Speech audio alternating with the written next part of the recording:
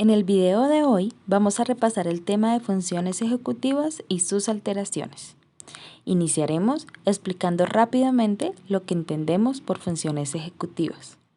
Luego observaremos anatómicamente dónde se dan estas funciones cerebrales y posteriormente repasaremos las alteraciones de las mismas y sus características. Entonces, vamos a empezar. Las funciones ejecutivas presentan diversas definiciones a lo largo de la historia de la neurología, la psicología y la neuropsicología. Y aunque cada autor las agrupa y define de una manera particular, es posible unificar las características que nos van a permitir acercarnos a una definición acertada. Lo primero que podemos decir es que las funciones ejecutivas comprenden una serie de procesos cognitivos complejos que subyacen en la conducta dirigida a metas. Además, son necesarias para la selección de acciones y pensamientos de las personas a lo largo de su vida. Las funciones ejecutivas son fundamentales para la adaptación al entorno y dependen totalmente del desarrollo y adecuado funcionamiento, sobre todo de los lóbulos frontales del cerebro. Estas funciones comienzan a desarrollarse en la infancia, cuando el niño apenas puede controlar su conducta usando la información que ya ha aprendido, y se van consolidando con la edad, desarrollándose año tras año mayor capacidad para resolver problemas complejos y utilizar estrategias metacognitivas. ¿Y entonces cuáles son esas funciones ejecutivas de las que estamos hablando? Las funciones ejecutivas pueden clasificarse en 3 categorías. La primera, el control atencional. Este incluye la atención selectiva y sostenida. Luego tenemos la flexibilidad cognitiva, en la cual aparece la memoria de trabajo, cambios en la atención, autocontrol y transferencia conceptual.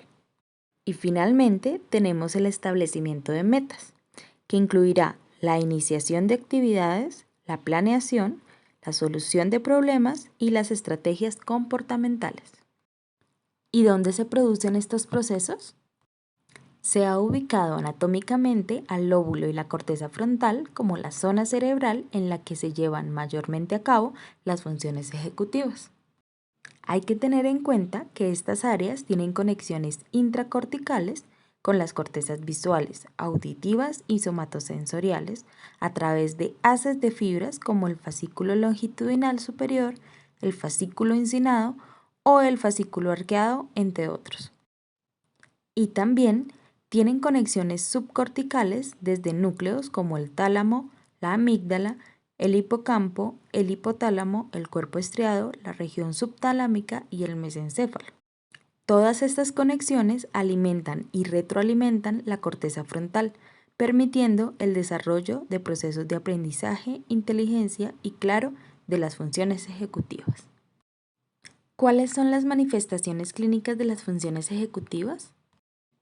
Los trastornos en las funciones ejecutivas pueden tener diversos orígenes como tumores, traumatismos craneoencefálicos o accidentes cerebrovasculares, pero también pueden presentarse en otro tipo de patologías.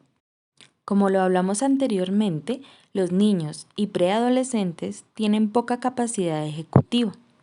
Esto debido a la maduración de las áreas prefrontales del cerebro que se da a lo largo de sus años, permitiendo capacidades como la inhibición, la organización del tiempo y la conducta. Es por esto que el llamado trastorno de déficit atencional con hiperactividad es considerado una disfunción ejecutiva, pues incluye aspectos cognitivos y comportamentales. Esta disfunción también se presenta en aquellos adolescentes con problemas en la conducta como agresividad, robo o incapacidad para seguir las normas sociales, pues se observa que no logran autorregularse o inhibir sus impulsos comportamentales. En el caso de la demencia, en particular, la demencia frontotemporal y la demencia tipo Alzheimer, la observación de las funciones ejecutivas puede predecir con cierta certeza el avance del deterioro cognitivo que se está presentando. Existen otras múltiples enfermedades que presentan también alteraciones en las funciones ejecutivas. Enfermedades como el Parkinson, la parálisis supranuclear progresiva, la esclerosis múltiple o el síndrome de inmunodeficiencia adquirida SIDA son algunos de ellos. Pero también se presenta en trastornos fronterizos de personalidad, abuso de sustancias psicoactivas y síndrome de Korsákov. Los defectos ejecutivos propios de estas patologías pueden reflejarse en las tareas habituales que requieran control de la atención y control del comportamiento. Las alteraciones en la función ejecutiva son variables y dependen de la zona frontal en la que se localicen. Por ejemplo, los cambios emocionales que ocasionan el daño cerebral en la zona prefrontal se relacionan con la pérdida de los aspectos más intelectuales y elaborados del pensamiento emocional humano. Entre ellos se incluyen la apreciación artística, la empatía y la comprensión del humor. Un paciente con una lesión prefrontal puede tener actos inapropiados socialmente, incluso delictivos. No respetarán turnos y no les importan los derechos de los demás. Tienen conductas explosivas, agresivas y tendencia a las actividades ilícitas. También existen otras lesiones que se catalogan como variantes del síndrome prefrontal. Esto se debe a que se localizan en otras regiones del mismo lóbulo. Este es el caso de las lesiones en la corteza orbitofrontal, en la corteza ventromedial y en la corteza dorsolateral. Vamos a explicarlas una por una. El llamado síndrome orbitofrontal está asociado con conductas de desinhibición, impertinencia, irritabilidad, labilidad emocional, distractibilidad y desinterés por los sucesos actuales.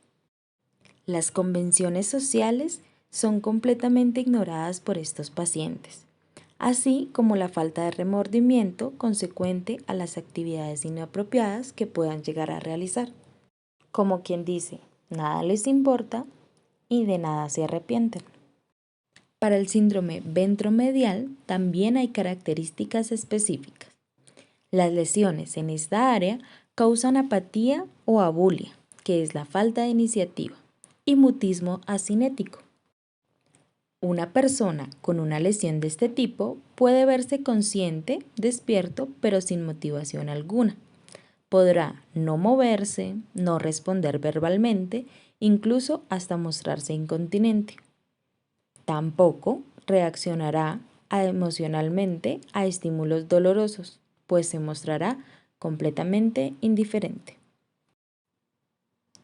Finalmente, encontramos la lesión en la región dorsolateral o síndrome dorsolateral, que implicará dificultades marcadas en la organización y la manera de comportarse coherentemente ante un nuevo estímulo o situación compleja. Esto se debe a que esta región contribuye altamente en el aprendizaje, tanto implícito como explícito, es decir, en habilidades como la secuenciación, la organización y la monitorización deliberada de la información que nos rodea, además de la toma de decisiones racionales y la evitación de situaciones riesgosas. En este caso, se hará diferencia la lateralización de la lesión, pues dependiendo del hemisferio, sea izquierdo o derecho, afectará o no la fluidez verbal. Ya vamos llegando al final de nuestro repaso, pero antes es necesario aclarar que no todos los procesos ejecutivos se encontrarán mediados por la corteza frontal, ya que prácticamente una lesión en cualquier área cerebral puede afectar y asociarse con defectos de este tipo. No obstante, las lesiones en el lóbulo frontal son las más graves. Hemos concluido el repaso al tema funciones ejecutivas y sus alteraciones. Esta información ha sido recuperada del libro Neuropsicología Clínica de Alfredo Ardila y Mónica Rosselli y del libro Neuropsicología capítulo 6 de Mercejo Dar Vicente y Diego Redola Ripoll. Agradezco todo su tiempo y su atención prestada, esperando que el video haya sido de su agrado y que sea tan educativo para ustedes como lo está haciendo para mí. Les habló Laura Segura y nos encontraremos en un próximo video.